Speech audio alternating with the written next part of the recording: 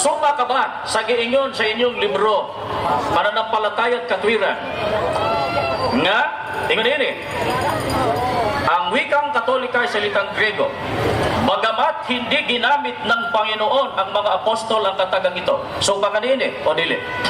Ang akong tubaguan ni mo tiwas sa basa ang libro nga kasagaran gipudloan niya na mao ang question box page 152. Ganingon, the name Catholic as a name is not applied to the Catholic Church, but the idea of the church in the mind of Christ and the apostles is set up upon this word Catholic, meaning universal. Kusa ang akong tubag mao nga supak bako sa gisulti supare kanapung nga Grego nga Katolika wala ingalan sa iglesia, pero ang ideya o kahimtang sa iglesia Katolika kay mukaylap man sa tanang kanasuran.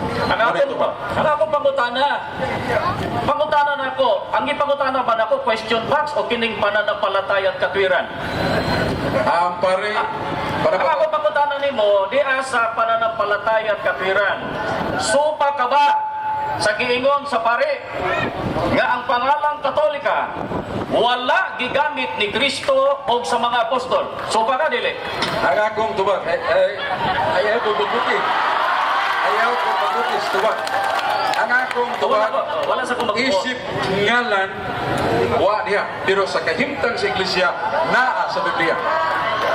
Sa Biblia. Ako nagibasa kanina sa Roma 16 o 23. Nga kanang mong iglesia, inganda o Iglesia Universal. What is universal? Meaning Catholic. What is Catholic? For all nations. Usa, ang akong tubag, reconciliation o tukma sa gustong ipasabot sa pare. Dili sumala sa imong gusto. Muna tubag sa pangutana. Ang imong giingon nga ang kahimtang naa sa Biblia. Ang ako bang ipangutana kanimo kahimtang o pangalan sa iglesia? Sa pangalan ako nagipagpahayag na the name Catholic in the Bible is not applied to the Catholic Church, but the idea of the church is Catholic according to the mind of Christ and the apostles. So, di mo do klaro ang tubag.